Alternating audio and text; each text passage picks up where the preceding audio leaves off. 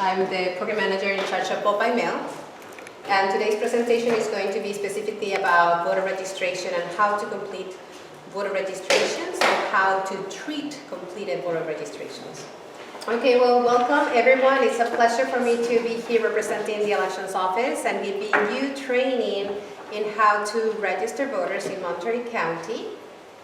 This presentation is only about voter registration, so we will start with a quick statement that this presentation has been prepared as a reference to assist individuals and groups participating in voter registration activities. It does not have the force and effect of law.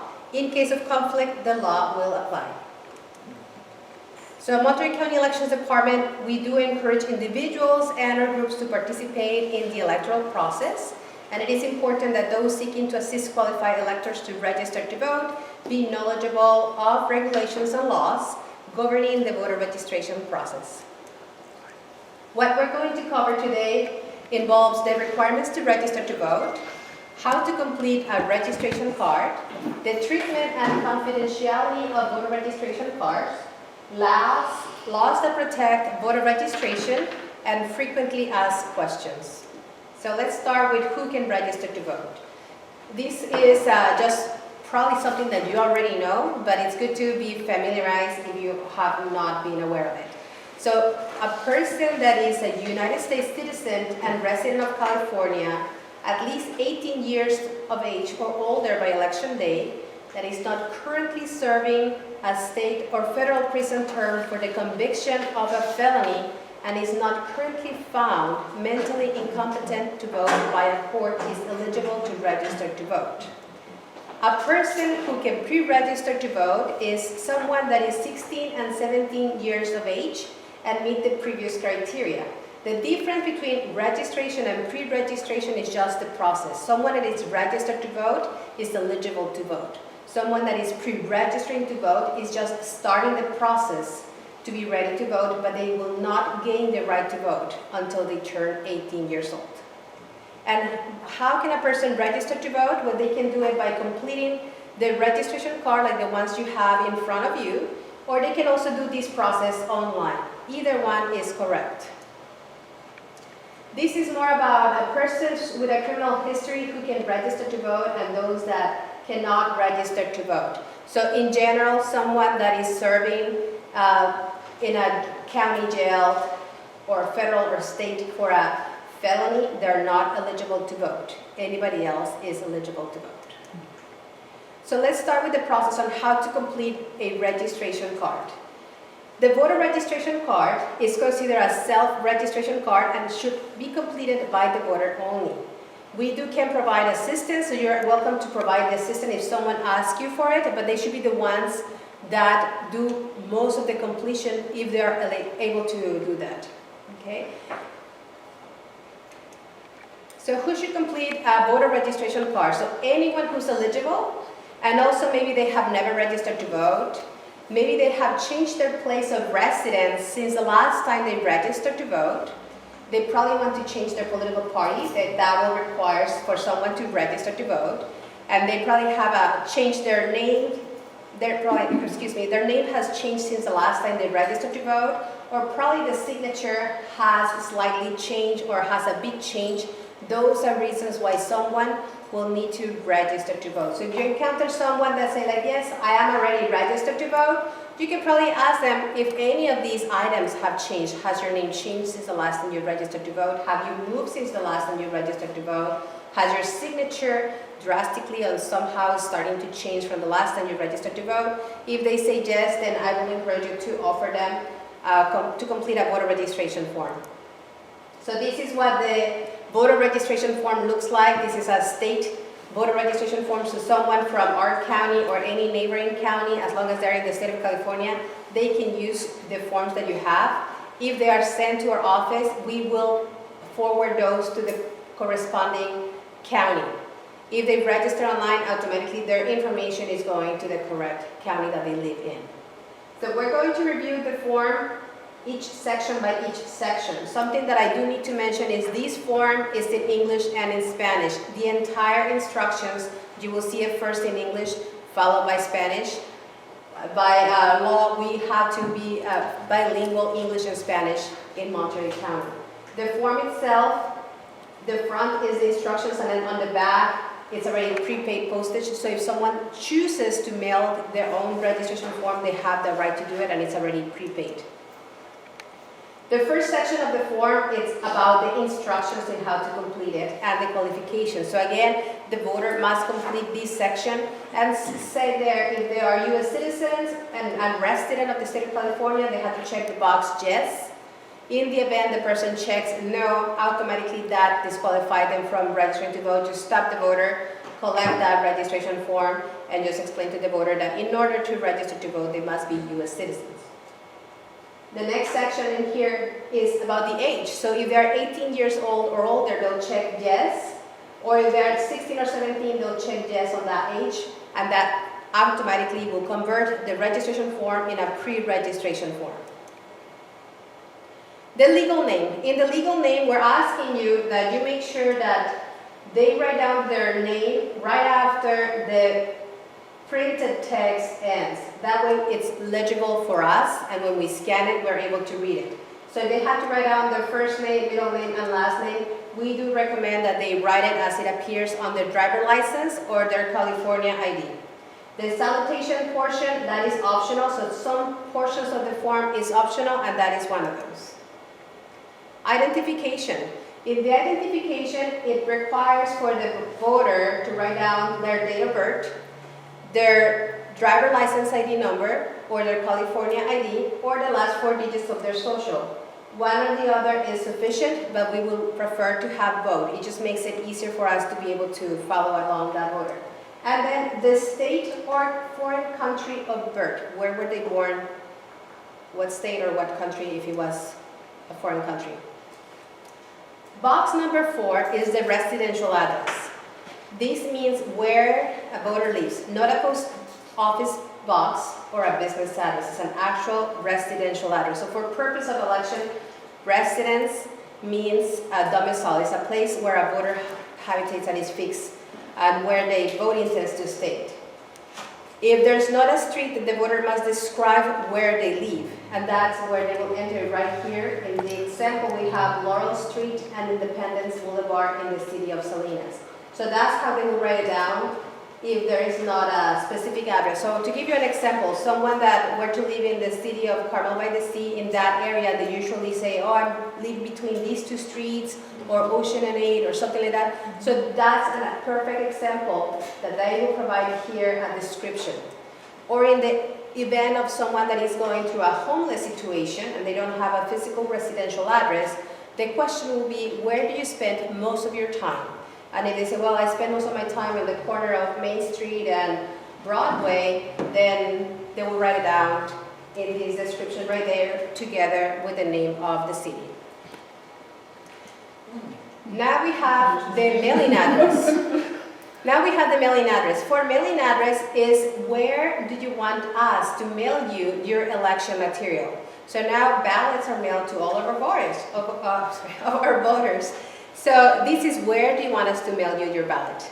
They'll have to provide the location. So this one can take a P.O. box. It can be a business address. It can be general post office service. And sometimes the students that are studying, let's say, Santa Cruz County, but they reside here and they choose to maintain their permanent residential address here, they choose to have their mail sent to their student mailing address. So this is where they will write that information, okay? So how does that work for military? For military, will work the same. So if the military, actually, they have to go through a different form. If they are living in the county of Monterey, they complete this exact same form, and it will be the same.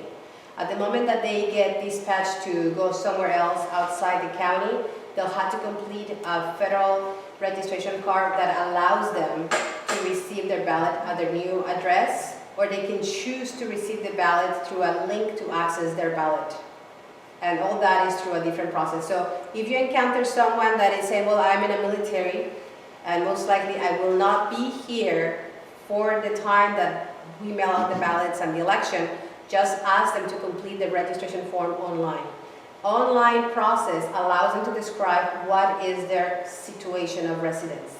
So if someone is in the military, they can say military is serving overseas, military is serving in the United States. Or for voters, I don't know how many residents of the area that live in Seaside work in Naval Postgraduate.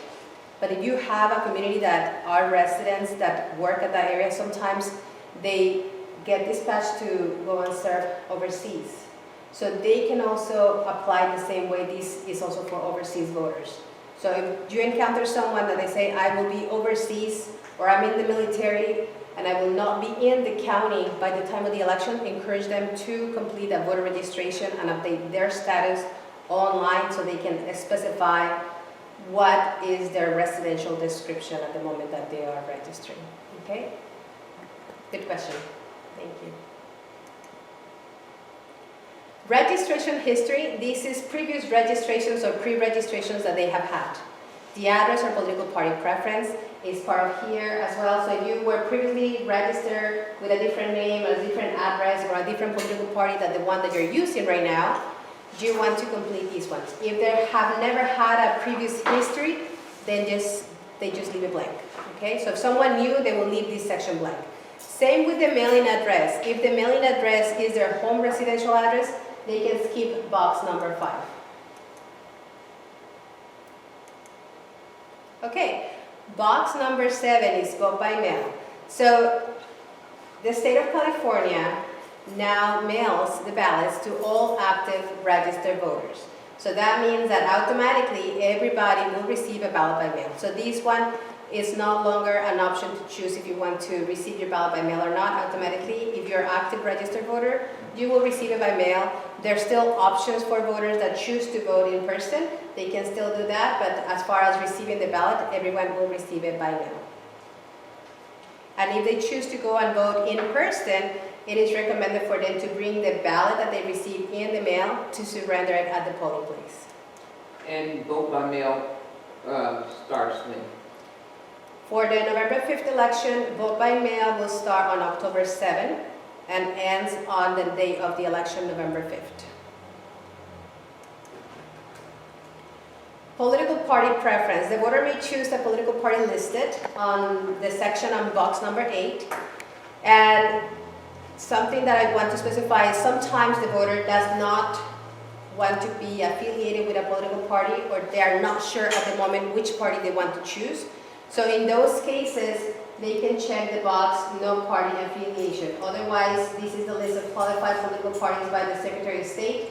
If their party that they want to join is not printed here, they can check the box other and write down what is the name of that party.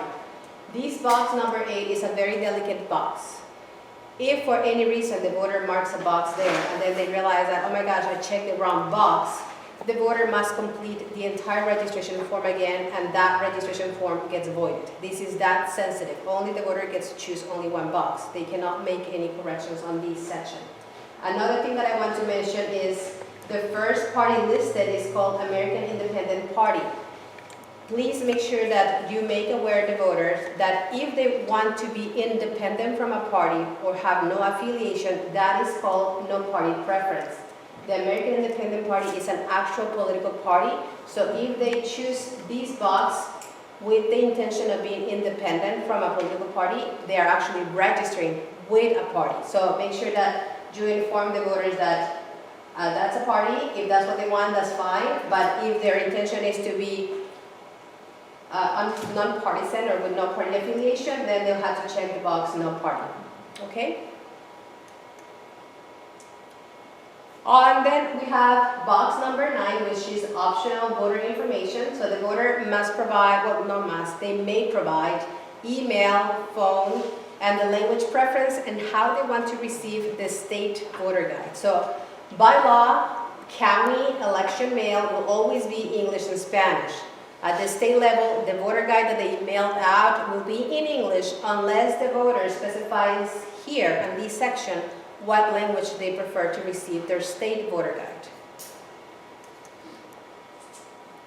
Box number 10 is the affidavit, voter declaration, and signature.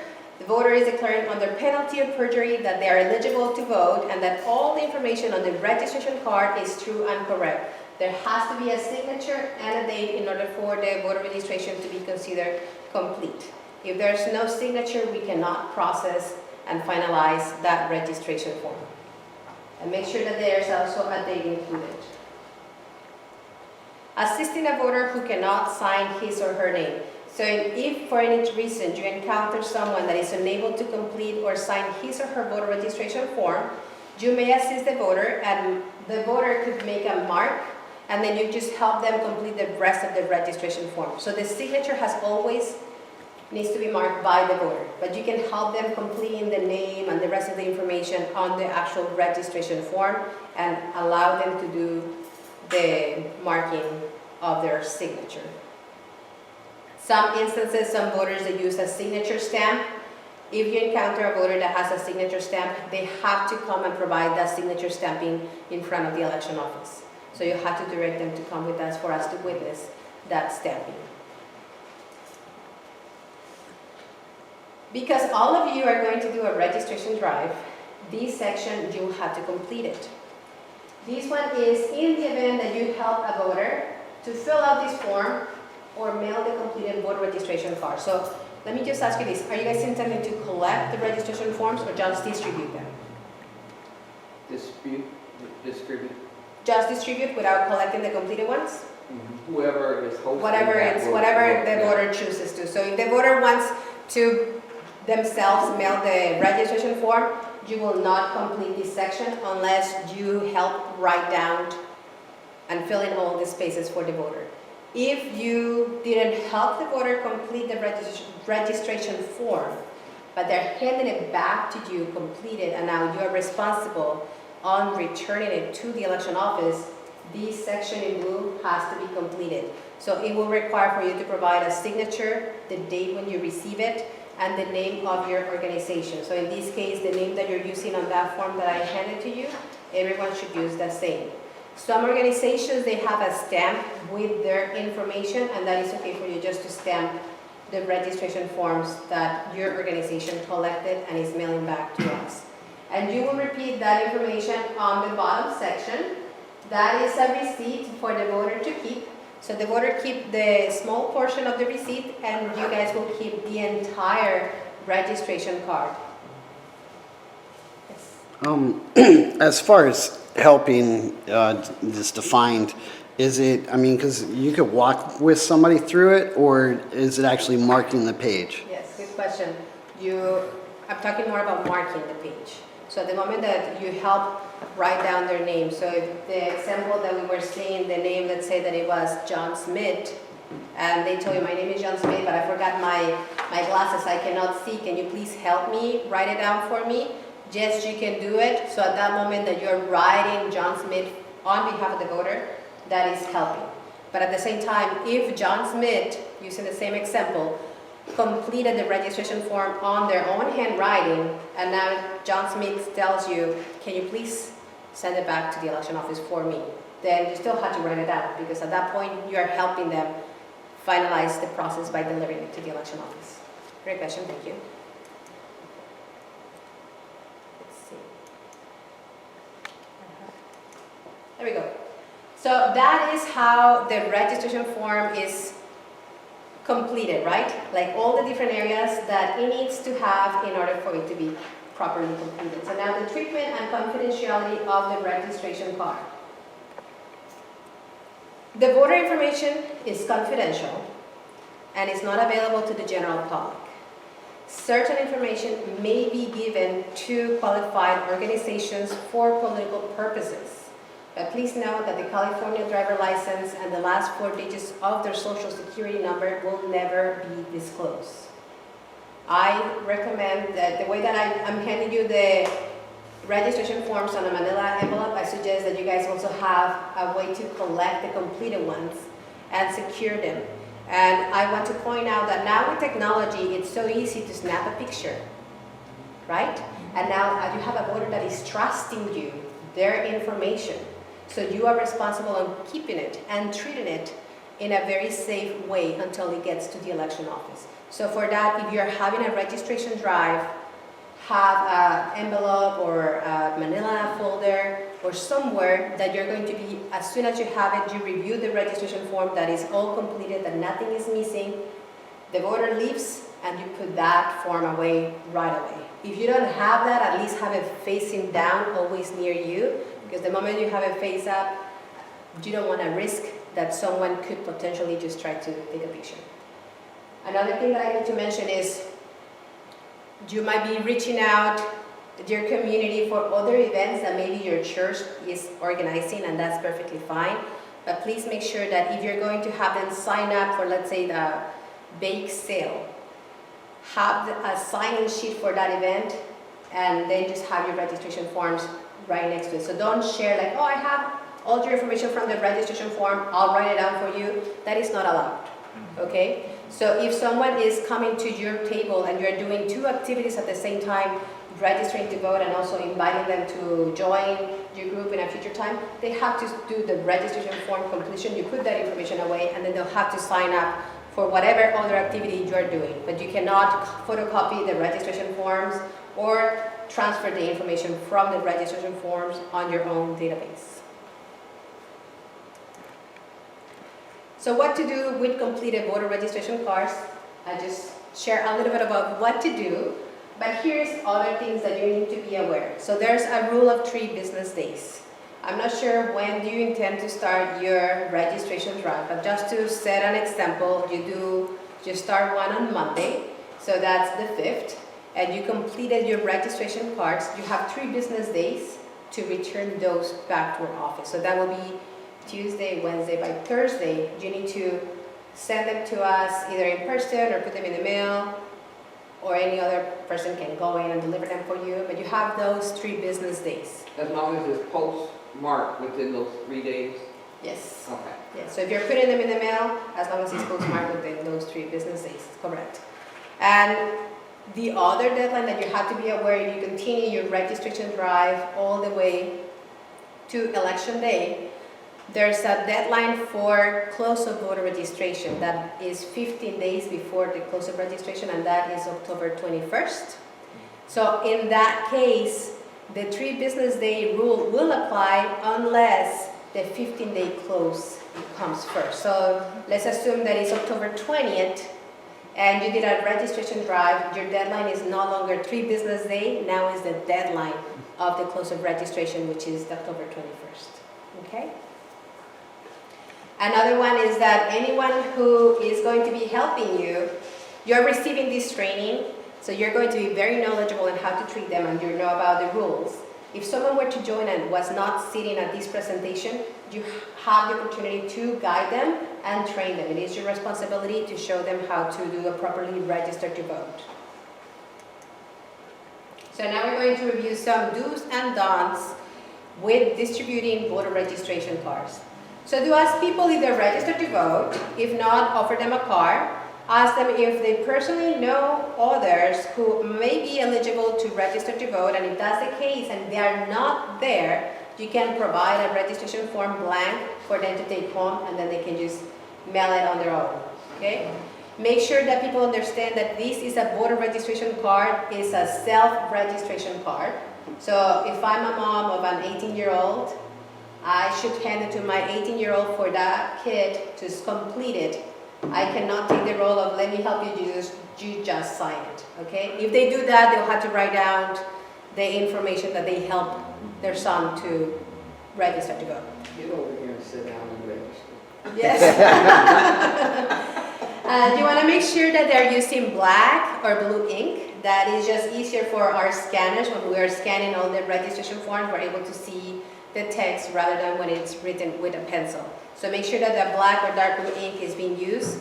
And encourage them, voters that are choosing to take the blank registration forms with them, encourage them to mail them. It's already prepaid postage.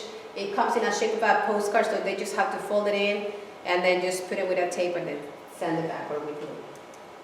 Now, some don'ts is to don't use pencil. Don't just hand them like if they're flyers. Just make sure that you're using it for those people that are interested in registering to vote and they do have and they meet the qualifications to register to vote. If you're done with your registration drive and you do not intend to do any more registration drives, don't let those unused registration cards just gather dust. Just bring them back to our office, and then we'll make sure that we either put them to use or dispose them in the proper way. And do not take more cards than you can reasonably expect to use. So we're starting today with a good set for you guys to start, and then if you have the need to get more, you can always call us and we will provide you more of those. Additional responsibilities is, like I mentioned, make sure that anyone who helped distribution has viewed this presentation and understand the responsibilities. Make sure that the registrants complete all the areas on the form. So when the voter ended completing the registration form, before they run to the next location, just say, okay, hold on a second, let me make sure that everything was completed. And you start from box number 1. Was there a checkbox for citizenship? Was there a checkbox for the age, a name, an address? If the mailing address is blank, take an opportunity to ask, do you receive mail at this residential address? If they say yes, then you can skip it. If they say no, please provide a mailing address so you can receive your election material. You go to number 6 for the history of the voter registration, and then again ask, were you registered before? No, okay, then you can leave it blank.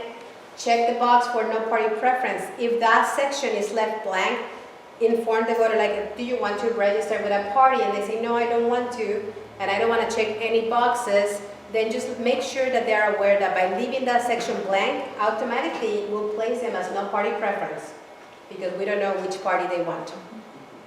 And then that there is a signature. You have to make sure that those areas are completed. The signature and the date is very important. Otherwise, we cannot complete that registration form, and it will just be pending until we obtain a signature from the voter.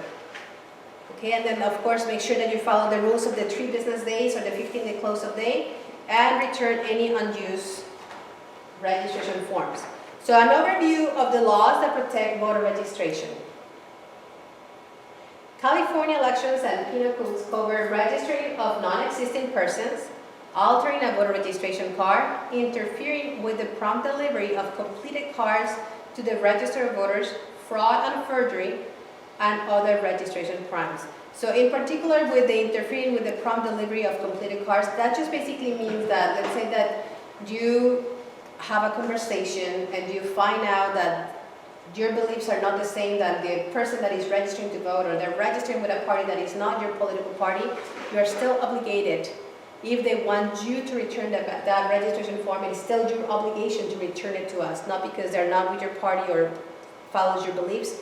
Now you're not going to return it. That is penalized by the election code, and you still have to comply and deliver the registration form.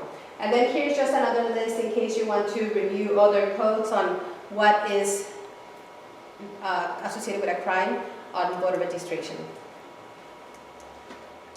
This letter, which I handed to your team lead, it just basically showing what is the serial number of the registration forms that you're going to use.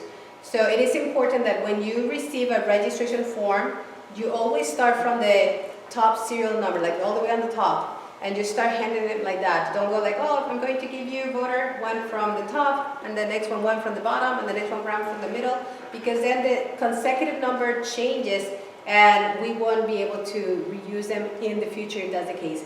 But if you're going to give 20 to one church, 20 to another, it's fine. Just make sure that the rest of the forms that you're not using, they remain in the same consecutive order. Some frequently asked questions, and these ones I like to use it more like a check-in with how much you were able to retain. So, based on what I shared today, who has access to the information on my voter registration card? Like, who can get access to it? Nobody. So, the voter registration information is confidential, right?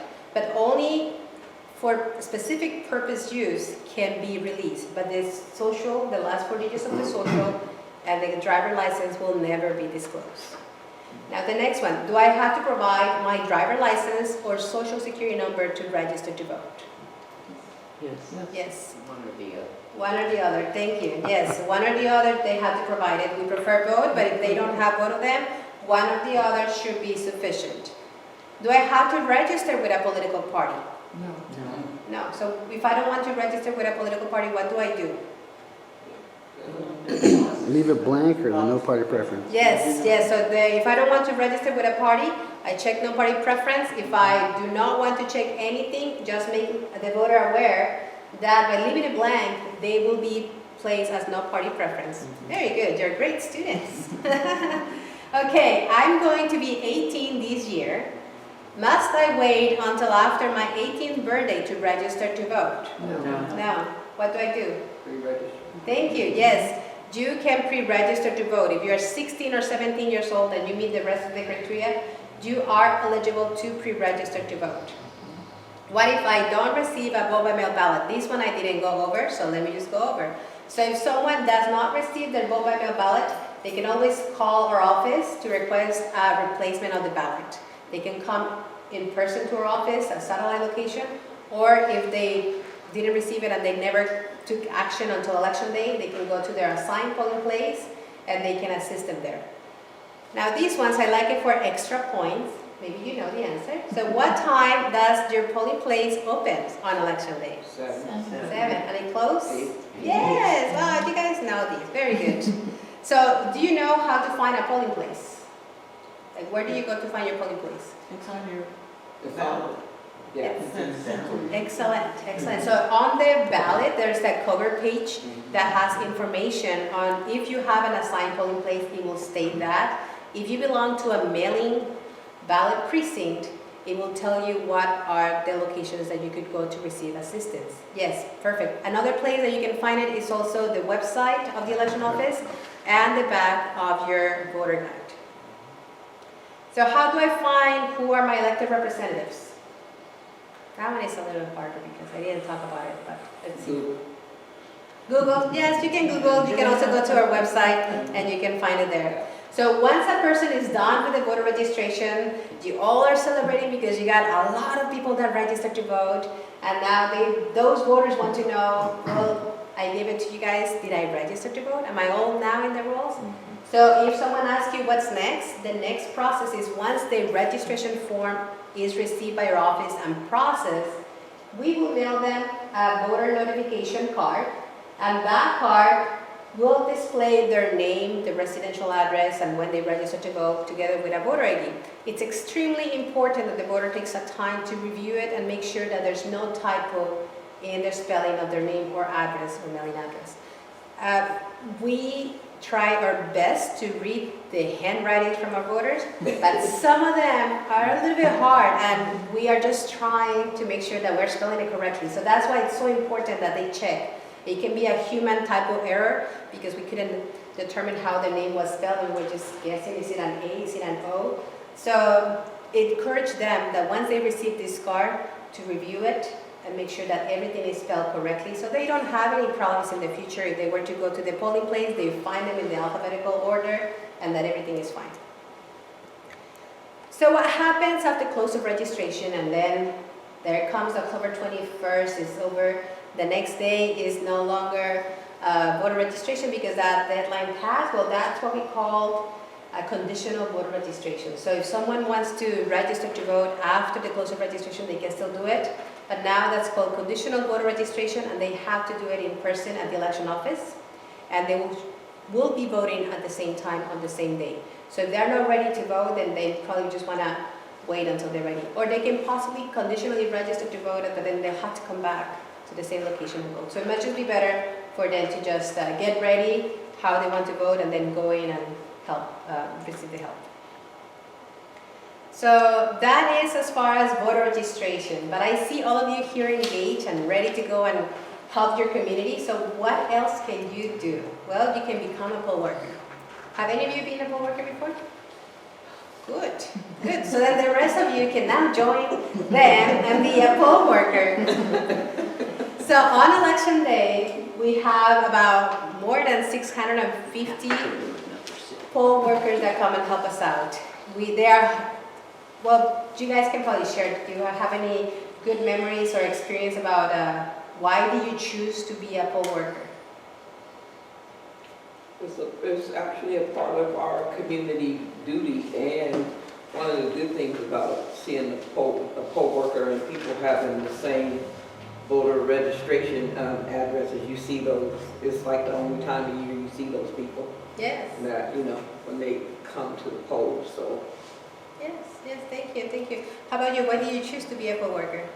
It's a commitment to myself, first of all, as a voter in this country, to continue voting, but also in the polls that I work, it's always in my community and becomes a social event. Yeah. You see people that you haven't seen for a long time, and my career has been spent on helping people, and it's an excellent way to get out there and help people to recognize how important it is to vote.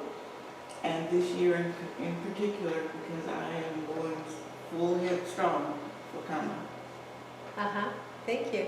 And how about you?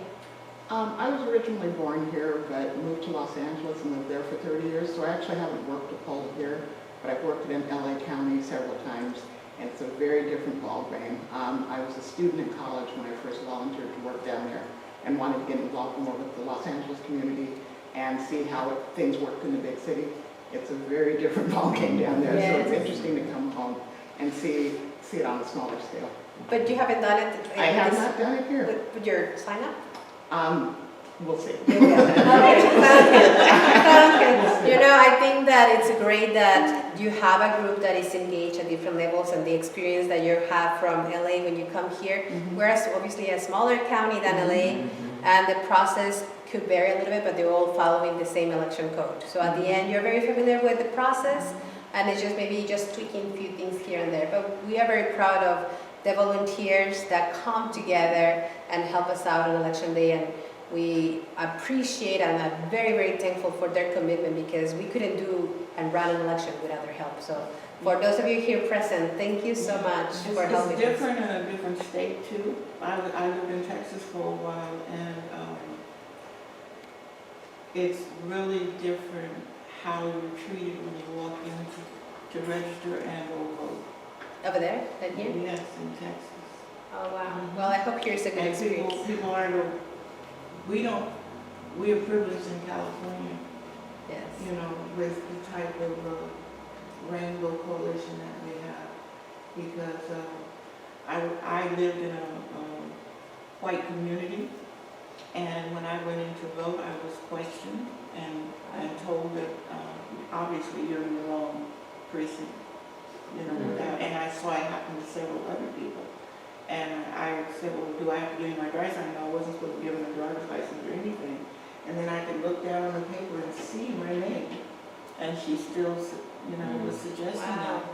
So I recognize in other places how hard it is, and we're not like that here, especially in Monterey County, especially in Seaside. But people should be aware of what's going on in the country, and that might encourage more of them to vote. Yes, and similar to what you're sharing, I remember that not as a poll worker, but as a voter, they were mentioning that about the voter guide. So we provide a county local voter guide, and the state gives the state voter guide. I don't remember what state she moved to or she was coming from, and she was saying, well, this is so nice to have a voter guide that helps you and guide you with the information for you to make an educated decision on how you want to vote, or at least give you a starting point of where to start reading. And she said that in the state that she was coming from, they didn't have that. So yes, absolutely, I agree. There's so many accessibility to voters and voters' rights that we provide in the state of California to make it more encouraging for the voters, right? So thank you for sharing. So for those of you that now you heard your team members, that how great it is to be a poll worker, we hope that you join us and be a poll worker. Not this year, but maybe next year. So for poll worker information, if you encounter someone that is interested in, that is not on the ballot, or is a family member of a person that is on the ballot, and they want to be a poll worker, just send them our way. They can receive a stipend of $135. If they are students, they can receive community hours or the stipend. Another thing is that to be a poll worker, you have to be a U.S. citizen or have a lawful permanent residence, so having a green card. It is important that they are fluent in English, read, write, and speak English, because all the instructions of the material will be in English. If they are fluent in another language, that is a plus, and we are looking always for poll workers that are bilingual in Spanish, Korean, Filipino, and Vietnamese. So if you know someone, please send them our way. There are other ways that they can also volunteer as a group, but in reality, just like the most popular ones are the individual poll worker and the student poll worker. Okay, so if you want to become an election officer, just go to our website or give us a call. And then here is our contact information. If you want to get a hold of us, and if you need more assistance with anything, please let me know. It's a pleasure for me to be here. And if you have any questions regarding to voter registration, I'll be happy to answer. I have one question. Yes. So if they take the ballot home to fill out, You mean the registration form? yeah, registration form, they have 3 days from the No, day? in that case, it's different. Okay. Because they are responsible for their own registration Okay. form. So they take it and then that's their own time. But do encourage them to send it before the close of registration. Yes, this rule of the 3 business days is more for groups that are doing registration drive and you are collecting registrations as a group. Okay. Yes, good question. Thank you. Any other question? Quick question. Yes. If you don't select a party, it affects you during the primaries, doesn't it? On the primary presidential, you will have to request or change a party. So when you are no party preference Yeah. in a presidential primary, you can do what we call crossover to one of the parties that allow voters that are not with a specific party to use their ballot and vote for their candidates, or register to vote with a particular party in order to vote for their candidates. Or you vote a ballot that has no presidential contest, but that's only in the presidential primary Yeah, a lot of people don't know that. Yeah. We had a young man that came in, this was years ago, and specifically wanted to vote for President Obama, and he had not selected a party and wasn't able to do that, so we had to turn him away.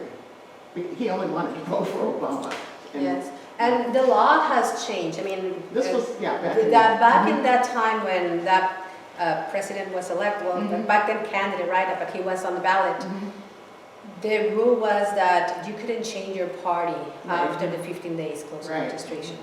That changed, and now up to election day, you can register to vote, which before was not allowed. So now we're extending the time, well, not we, but the state, the laws are extending it to the last day of registering. So the last day, it's like almost same day voting, same day registering to vote, right? The only difference is that you cannot do it online, you have to go and do all that in person. That's an important point that should be included in training. You know, I don't know how far you want to go with it, but people will automatically say, well, I don't know, so I'm not going to claim Democrat or Republican. A party? And then they have the problem that she said. Yes. Jenna had. Yes, we have, if you want to, we can probably, someone can come and pick it up or we can distribute. We have a guide that is provided by the state. It's called, I think it's called New Citizen Voter Guide, but I read it more like a new voter, like first-time voter. Everyone should read it. And that one has an explanation on what each party represents. It gives you a little bit about, not a whole history about them, but at least a starting point on where to read more about it, and also tells you more about the process of voting. So I think if you need it, I can probably make sure that you get a few stack of that. Do you keep numbers of the amount of people registered with each party? We can pull that number. I don't have it on, I don't know it, but that's data that we can. Yeah, because the candidate can pull those. They The have, when you candidate, yes, said the by, voter data that's use. it. They Exactly. can pull.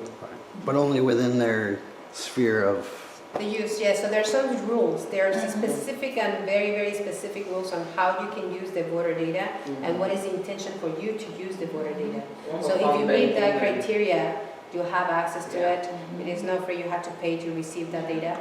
But if the data is there, it can be accessible for those Yeah, because purposes. we Okay, well, thank you so much. If you have any further questions, just please reach out to our office. Thank you. Thank you.